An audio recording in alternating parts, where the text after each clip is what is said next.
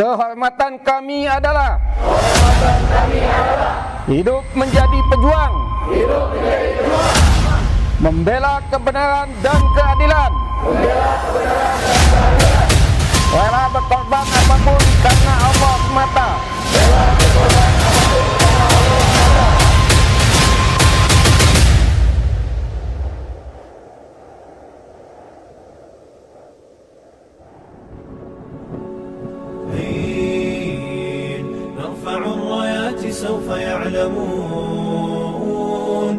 Antum dikirim ke sini oleh orang tua atau oleh diri sendiri, pastikan berikan yang terbaik. Paham? Kegiatan orientasi dan diklat ini bertujuan untuk mengenalkan para santri baru kepada lingkungan pesantren, program pendidikan, serta nilai-nilai yang dijunjung tinggi di Darut Tauhid. Melalui berbagai kegiatan seperti orientasi, pembekalan nilai-nilai tauhid, latihan kedisiplinan, serta pembinaan akhlak, diharapkan para santri dapat beradaptasi dengan cepat dan memulai proses pembelajaran dengan baik. Yang ditekankan dalam orientasi dan diklat yakni pelatihan dalam kepemimpinan dan pelatihan dasar dalam lapangan, di mana mereka bisa menumbuhkan jiwa yang dapat bertanggung jawab, jiwa empati ketika melihat sekitarnya butuh bantuan.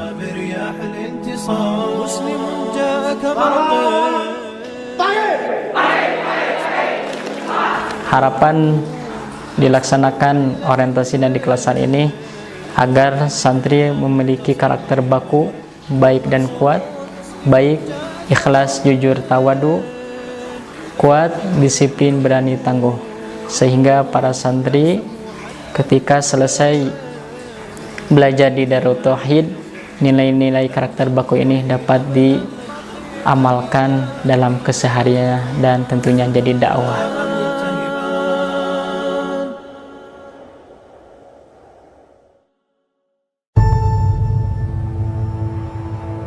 Masih semangat? Baik, kalian akan dibentuk sikapnya menjadi sikap yang patuh, sami'na wa ta'na, dengarkan instruksi dengan baik, laksanakan instruksi dengan baik. Jalannya lewat PBB ini. Jelas semuanya? Baik, 2 langkah ke kiri. Jalan.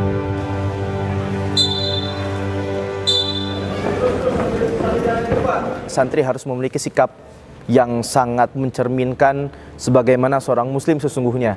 Di dalam kegiatan ini, santri selalu diajarkan, selalu ditekankan sikap-sikap untuk memiliki karakter baik dan kuat. Karena mereka insya Allah akan mengarungi pendidikan nanti ketika menjadi santri Baitul Quran, menjadi santri Darut Tauhid, mereka akan kuat menghadapi ujian.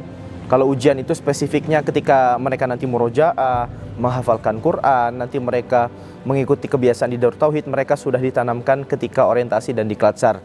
Jadi yang kita lakukan di kegiatan ini adalah untuk mendorong mereka, untuk menempa mereka agar mereka menjadi santri yang memiliki karakter baik dan kuat.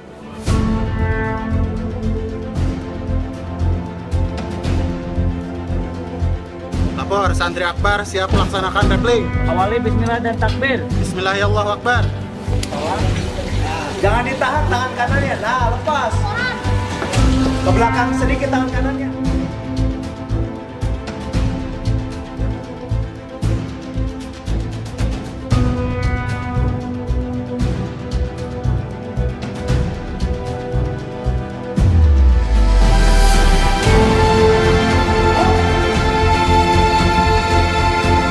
Baik, sebelum santri pergi ke lapangan, itu tentunya mereka disiapkan secara fisik dan mental awalnya. Yang pertama, mereka dilatih olahraga, begitu, lalu kesehatan dan lain-lain.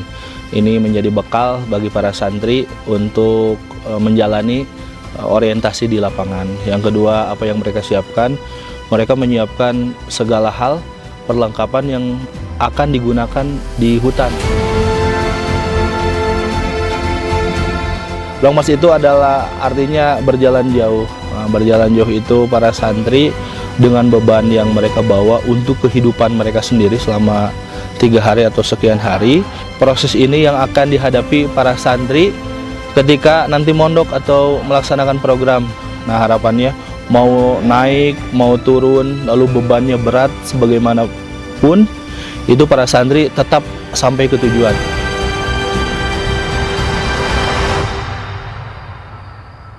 Kenapa pilihannya kegiatannya di hutan?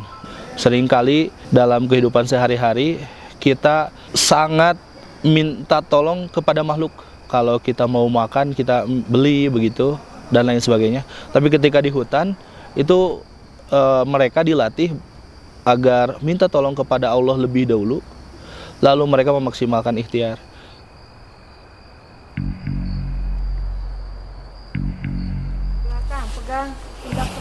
SOD atau Sense of Death atau bahasa lainnya Zikrul Maut, itu simulasi para santri merasakan bagaimana meninggal.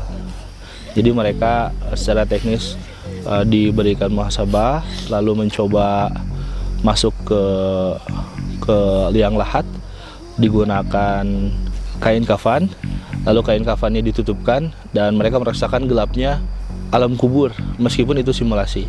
Harapannya para santri ini mereka bermuhasabah diri bahwa ternyata hal-hal yang buruk pernah mereka lakukan atau hal kesalahan atau maksiat yang pernah mereka lakukan itu akan dipertanggungjawabkan. Lalu ketika setelah selesai dari Sense of Death atau Zikrul Maut ini, harapannya santri melonjak percepatannya. Kenapa? Karena mereka sadar bahwa hal-hal atau waktu-waktu sebelumnya yang mereka sia-siakan ketika hidup itu sangat merugi, mendapatkan pembelajaran dan bisa menjadi anak-anak yang soleh. Kenapa? Karena sudah sadar, oh iya, ini dunia ini sementara, lalu penyesalan mereka rasakan.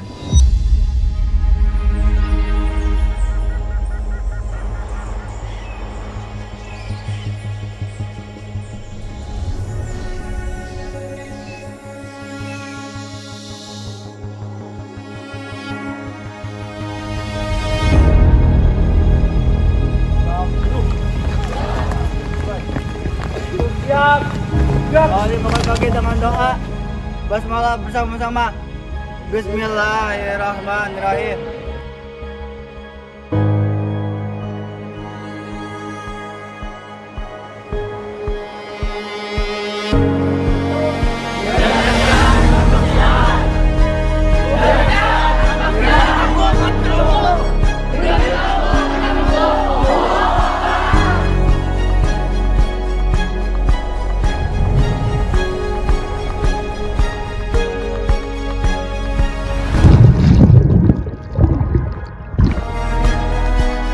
Ketika mereka melaksanakan penyeberangan basah, mereka itu memegang satu tali, lalu mereka meluncur atau berenang sendiri, tidak ada penolong begitu kurang lebih, dan mereka harus berikhtiar dan utamanya mereka akan minta tolong kepada Allah.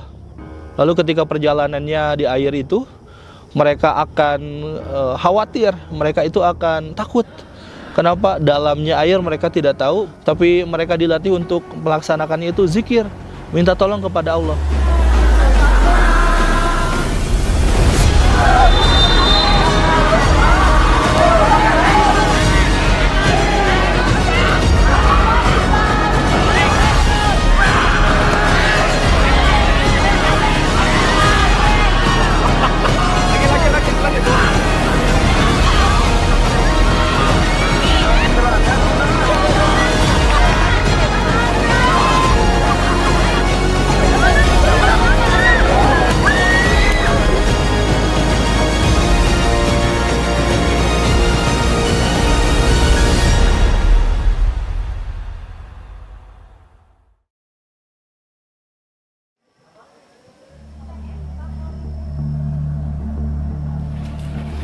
Bisa tidak? Siap. Bisa. Berbuat lagi dengan zikirmu. Para santri dibuat agar mereka meninggalkan hal yang buruk, berani untuk mencoba hal yang baik. Lalu selanjutnya setelah didobrak diri, dia akan melaksanakan bangun diri.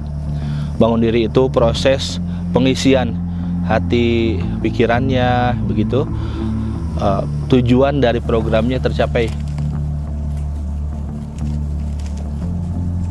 Di Solo Bivak ini para santri teknisnya akan ditempatkan di titik-titik tertentu di mana mereka akan dilatih secara mandiri. Di hutan ini mereka tidak diperbolehkan untuk minta tolong kepada panitia atau kepada teman yang ada. Kenapa? Hakikatnya mereka itu ketika nanti di alam kubur itu tidak bisa membantu apapun. Dan mereka itu mempertanggungjawabkan apa yang mereka lakukan. Dan ketika Solo Bivak ini mereka ditugaskan untuk banyak komunikasi dengan Allah. Mereka bercerita, mereka bermuhasabah, mereka bertaubat, mereka bisa menceritakan dan menuliskan apa yang selanjutnya akan mereka lakukan.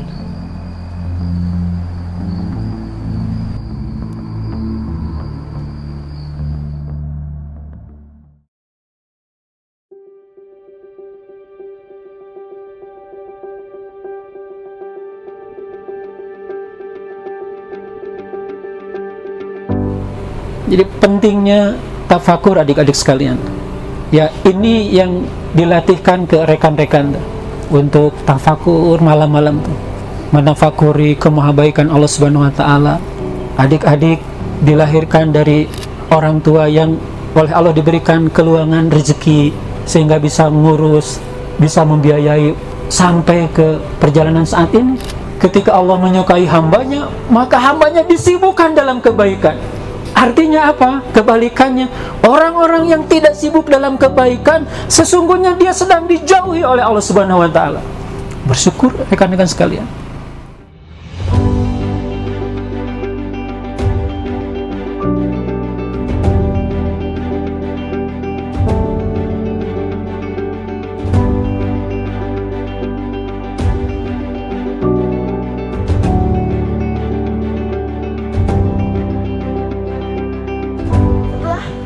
Dibangunkan salat tahajud, saya membaca, tambah merenung gitu ya, membaca surat.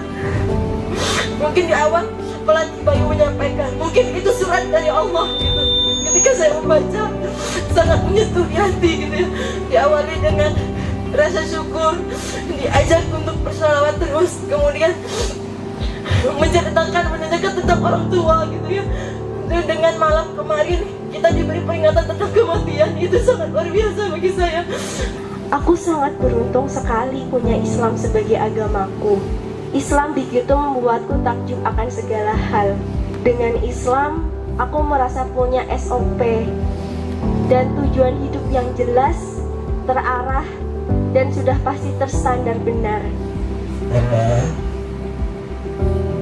Papa, maafkan anakmu ini yang selama ini belum bisa memberikan yang terbaik untuk kalian, belum bisa membuat bangga untuk kalian. Tapi yakinlah, Ma, anakmu pasti sukses. Anakmu pasti akan membuatmu bahagia. Alhamdulillah, Masya Allah, luar biasa. Saya awalnya sangat merasa tertinggal karena terasa bahwa menjadi seorang muslim yang semestinya itu begitu khusus gitu, harus lebih tangguh, lebih taat, dan di sini selalu diulang-ulang berkali-kali untuk berzikir dan berzikir, yang mana sebelum masuk ke sini itu selalu dilalaikan seperti itu. Masya Allah, sangat luar biasa, sangat banyak sekali kegiatan-kegiatan yang menarik, yang sangat mampu untuk mendobrak diri kita yang tadinya takut untuk melakukan sesuatu, yang tadinya malu-malu, yang tadinya hanya bisa berdiam diri itu tanpa ada aksi. Tapi setelah kemarin dengan mengikuti program di sini, Masya Allah, Alhamdulillah, saya sekarang bisa merasakan bahwa ketika ingin melakukan sesuatu, ingin menggapai sesuatu, ya kita harus bisa mendobrak diri, bergerak untuk mewujudkannya.